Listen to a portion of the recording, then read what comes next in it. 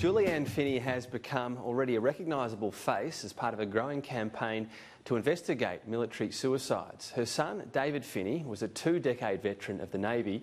He served in Iraq and for ICAT in a role rescuing refugees and sometimes retrieving bodies. On the outside, he was a shining exemplar for the Navy, but the job was taking its toll. His later years in the service were affected by post-traumatic stress.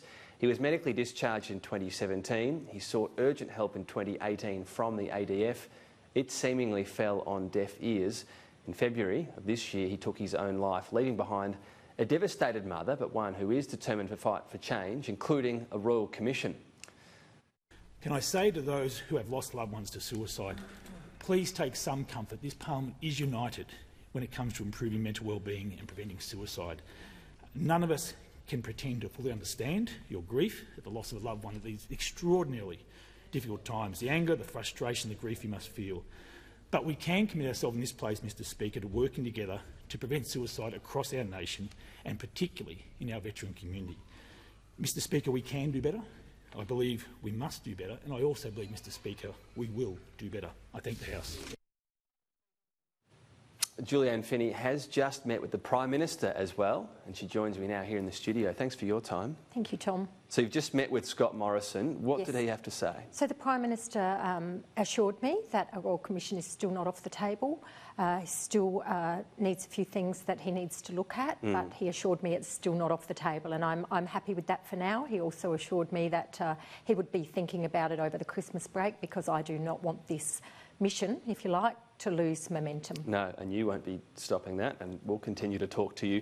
The Minister had said, I think the wording was he didn't feel like this was necessary. Now, we know he's not saying it's not a major issue, but that a Royal Commission might not be necessary or the best format. But so what do you understand this meeting today with Scott Morrison to mean, that he's saying, no, this is still very much a real option? It's still an option, absolutely. That's how I understood it. It's definitely not on off the table. So I think that the Minister for Veterans Affairs, Minister Chester, is more concerned with DVA and the fixes that need to be done in DVA, and I don't agree that that's the only place that needs to be examined. I believe it needs to start at recruitment and go through to for the whole lifetime of the veteran. So he's saying if we fix the veteran side of things, essentially what happens after service, that might be sorted out. You're saying, no, this really needs to go through right through the chapter. And I suppose the example of your son, I mean, his post-traumatic stress started very much on the job. Absolutely, and I think that we need to look at where they're breaking, the very core of the issues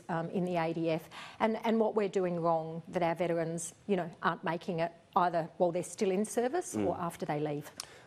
Did Scott Morrison detail at all what he's mulling over? What sort of need to be the trigger points for him to say that, yes, this will go ahead? We didn't have to do that because I was aware of all the bills that are passing through at the moment, and he said that with all the mothers that he'd spoken to, he was very grateful to know that they knew what was going on, so that while we were speaking to him, we actually know what's going on. When we're watching it, we're learning from it, we're researching it, we're making sure that we're on top of everything that's going on, so that when we say a Royal Commission is necessary, it still is. This is a group of mothers, so you're going to continue this push, no doubt. Whatever the result out of this, you won't be going away, is my perception of this. I'm telling people at the moment that this is my chair and I don't want another mother on it, so I'm staying on this chair until it's fixed. Interesting development over the weekend as well. I want you to explain this to us. So there's a Secretaries' Roundtable meeting. The Secretary of the Department of Veteran Affairs has been meeting with a group of 10 people, now mostly veterans, to talk through various issues, including a whole lot of things that are affecting veterans and can lead into them having issues. Yes. 6 of them have now resigned. Yes. What's happened here? That it's called the Secretaries' Roundtable, is a panel of 10 people who all have expertise in a given area, and they're there to advise the Department of Veteran Affairs, what could change, what we need to look at straight away, what's causing real issues for veterans. And while they felt they were making ground at some stage, they feel like it's now going backwards, that they're not making ground, that things that they put forward in February they've never heard about again, or things just get ignored and they're not getting fixed up. The Department of Veteran Affairs needs more funding to do some of the things that are being done, and that's not happening either. So it's really they've just had to resign. They feel like they're getting nowhere, they're not being listened to, nothing's being done, and so their advice isn't being heeded. And so en masse, 5 resigned and 1 had resigned a few days earlier, so 6 altogether. That's pretty damning. So you're in contact with them about these various issues, and they cover a whole lot of things, delays in PI, staffing levels.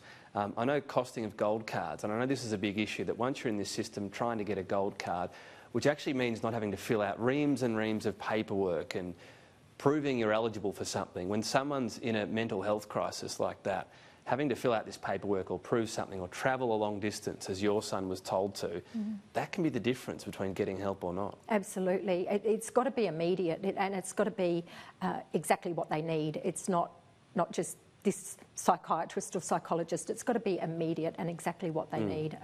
As I said, you know, I know the outcome when that support isn't available. So these 6 have resigned, and this is in part because they don't see a Royal Commission happening either. So they're essentially saying, well, we don't see these issues being addressed. We don't see a Royal Commission likely to happen at this stage, putting aside for a moment your hope that that will still happen with the Prime Minister, and this is also behind part of the resignation? Certainly they want a Royal Commission, but I'm not sure that that's the reason that they resigned, as much as they're just not getting anywhere. The improvements that need to be made immediately aren't being made. They're not being listened to yet. They have the expertise to be listened to, and it's going off in another direction. Do we know what the big issues are? Because the conversations you have with people about this is everyone is agreeing it's a massive issue. The system has problems in it. And I note the email, one of the email announcing the resignation of 5 of these people say that they feel like they're being listened to, but nothing's happening. Absolutely. Is it funding, first and foremost? Not first and foremost, but yes, it's funding. Plus, I think that the DVA now has just had so many band-aids on it that it's even harder to navigate. They keep talking about making it easier to navigate, but because we add on all these little extras, it's becoming harder to navigate. And, you know, if we add on... I use the analogy of rooms. If we add on rooms to it all the time, but they're forgetting to put the doors in, so you can't navigate and you can't even follow what it is that you're supposed to do. And then we put a band-aid on top of that and think that that will fix it. It really needs a full investigation, but it's not just DVA I'm looking at, remember that. But yes, DVA also needs the full investigation. And so this is the argument, because we know we've got all sorts of Royal Commissions of late, but the argument for a Royal Commission going beyond simply fixing up DVA is that the whole system sort of almost isn't working with each other. Absolutely, and not only that, I don't believe in my heart that DVA should have all the people that it has to support, because if we look at the breaks and perhaps do something in the beginning, they won't come out of the system so broken. Prevention versus cure. Absolutely. Talk us through that support level as well while people are in service. I think most people would assume there would be plenty of help available for people in service at that time when they go to someone. Is it about identifying the mental health? Is it about the help available? So from what I can see, and I have looked into it a lot, the first thing that we do when somebody has a mental health issue is fill them up with medication, absolutely medication, whether it works or not, and then we take them away from the career they've chosen. Put them behind a desk? Yes, or discharge them medically. Right. And then the medication, it's horrific. It's one lot of medication on top of another. So rather than looking at perhaps counselling or I don't know the answers. If I knew the answers, I wouldn't be asking for a Royal Commission. No, but I do know how it can, the blunt instrument. I do know. It's harden up, just harden up. We'll keep checking in on this, Julianne Finney, and see what happens here, and continue to check in with the Prime Minister as well as to what's happening here. We always appreciate your time. Thank you. Thank you, Tom. If you or anyone you know is feeling distressed, you can call Lifeline on 13 11 14 or visit lifeline.org.au to get help.